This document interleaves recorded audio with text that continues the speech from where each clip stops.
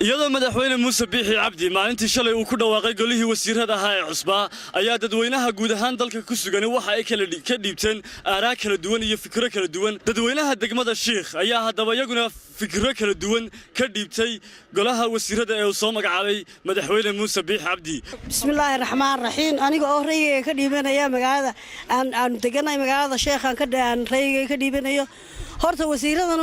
mudane Muuse Biixi Cabdi soo xulay oo wasiiro wanaagsan laakiin waxaan ka codsanaynaa madaxweynaha cusub in uu jaamacadii uu ballan qaaday oo noo oofiyo waxaan ka codsanaynaa sixir bararka waayo danyar baanay sixir bararka waa inuu hoos nooga dhigaa waxaan u aragnaa afar golaha wasiirada cusub ee la soo dhisay kuwa wax bedeli kara joojin kara sixir bararka waxaan u sheegaynaa Muuse Biixi ciidamada inuu ogaado oo hoos u eego waayo mushaharka doolarku wuxuu ku marayaa milyan santig wasiiradii hore meesha joogay ayaa dana dib loogu soo celiyay qaar kale marka aan bay wasiiradii wada eriyay ahayd aan bay wasiiro cusub soo wada magacaabay ahayd anigu hortay gobolka saaxilan ku noolahay waxaan u maleynayaa inaan aad uga dhex muuqan namay qancin baan leeyahay anagu gobolka saaxil baan nahay gobolkii soo halgamay baan nahay ee ballaarna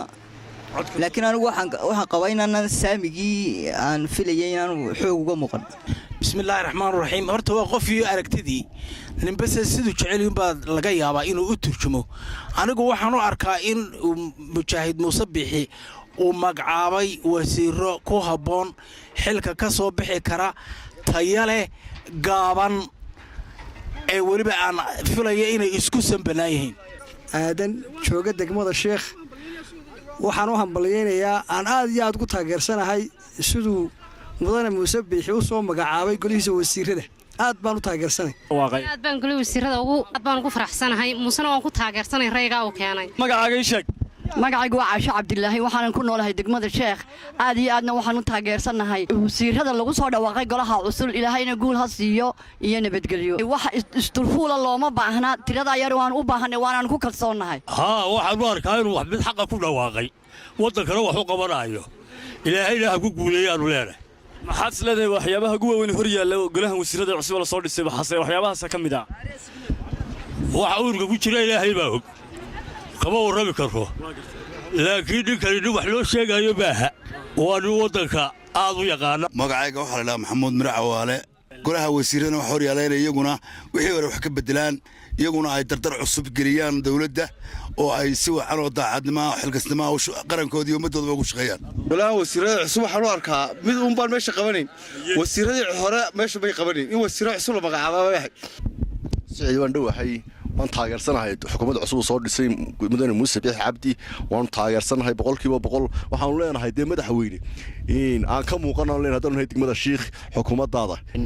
wasiiradii u dhawaan magacaabay inkastoo tiradooda ay badan tahay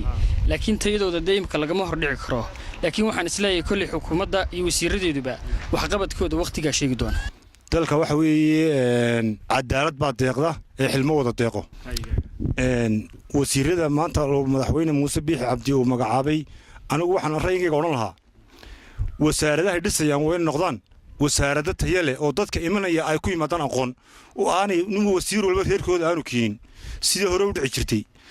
anigu dardaaranka kula dardaarmay wasiirada cusub ee la doortay waxa weeye boos wal oo ay xil u magacaabayaanba wayna aqoontiisa weegan kuna doortaan qofku aqoonta uu leeyahay ee aan lagu dooran hab qabiil amba hab beeleed amba hab heereed rayigayga markaan ka hadlo aniga horta magacayga waxa la yiraahdaa Maxamed Maxamuud Aadan Maxamed Fayl baa la yiraahdaa rayigayga markaan ka hadlo waxa weeyaan xukuumaddii ugu wanaagsanayd waayahay maxamed aadan fayl haweenka xagga wasiirada waxa ku jira laba haween baa ku jira marka adigu ma isleedahay saamigii saxda ahaa haweenku waa ay helaan maadaama ay ahaayeen dadka ugu badnaa xitaa codka dadka yani sida weyn codkooda u dhiibtay aad iyo aad baa wax loogu taray waayo haweenku waxa weeyaan horta wax lagu talagalay markooda hore guryaha marka xagga diinta aynu eegno